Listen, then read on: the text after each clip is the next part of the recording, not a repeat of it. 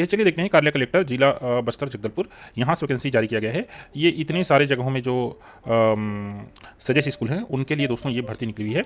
आपको ऑफलाइन जो है पोस्ट करना पड़ेगा जिला शिक्षा अधिकारी के पते पर। एंड दोस्तों 11 अप्रैल इसका लास्ट डेट है, तो आप 5 तारीख को भी यहाँ पोस्ट करते हैं तो आराम से ये पहुँच जाना चाहिए। पदों की संख्या एंड विषय सब यहाँ पर लिखा है, देख लीजिए। हिंदी, गणित, यहाँ हिंदी के लिए अंग्रेजी माध्यम जरूरी नहीं है ना, लेकिन पोस्ट एक ही है, ठीक है। गणित, भौतिक, जीव विज्ञान, रसायन, वाणिज्य, सामाजिक विज्ञान, ये व्याख्याता के लिए है। प्रधान पाठक के लिए देख लीजिए, प्रधान पाठक पूर्व माध्यमिक और प्रधान पाठक शासकीय प्राथमिक शाला के लिए है। यहाँ पर दोस्तों व्याख्याता के बढ़िया पोस्ट हैं। पेमेंट भी यहाँ 38,100 है, जो कि बढ़िया पेमेंट है। शिक्षक के लिए देख लीजिए यहाँ पर 4, 5, 4, 2 इस प्रकार से पोस्ट हैं।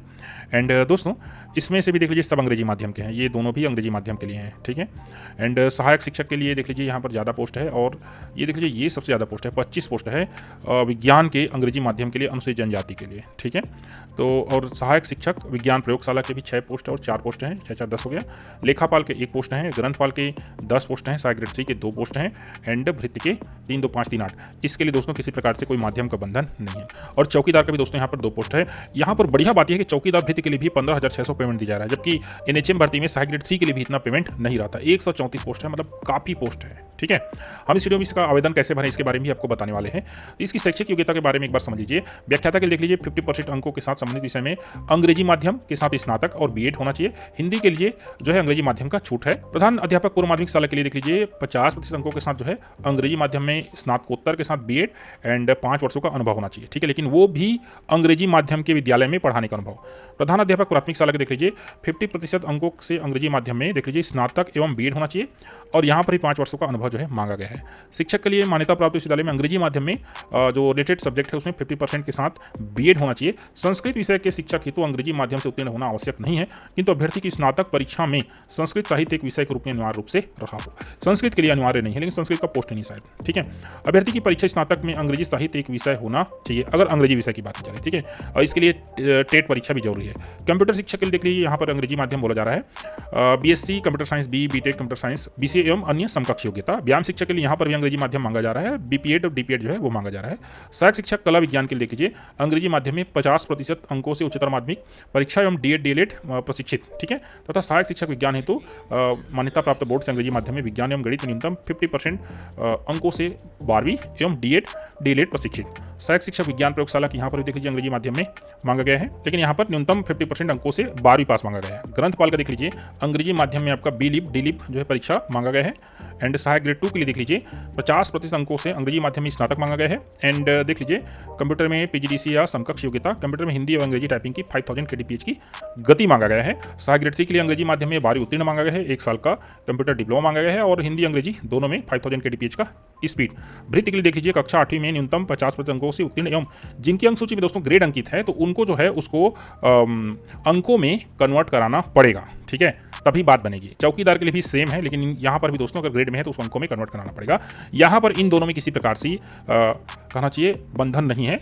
एंड हिंदी का, और तो यहाँ पर हिंदी और संस्कृत 2 सब्जेक्ट के व्याख्याता हो या शिक्षक है उनमें ही कहना चाहिए हिंदी माध्यम के लिए एप्लीकेबल है, बाकी सबके सब पोस्ट दोस्तों अंग्रेजी माध्यम के लिए है, ठीक है। सब यहाँ पर देख सकते हैं अंग्रेजी माध्यम सब में लिख चुके हैं। आगे बढ़ते हैं दोस्तों, तो नियम एवं शर्तें। आवेदक की उम्र 1 जनवरी 2025 को न्यूनतम 21 वर्ष जो है होना चाहिए। अधिकतम तो यहाँ पर दिया नहीं है कहीं पर भी, ठीक है। अधिकतम आयु सीमा में सब छूट वगैरह लिखा हुआ है, लेकिन अधिकतम आयु सीमा यहाँ पर 45 वर्ष ले लीजिए, क्योंकि यही छत्तीसगढ़ शासन का नियम रहता है, ठीक है।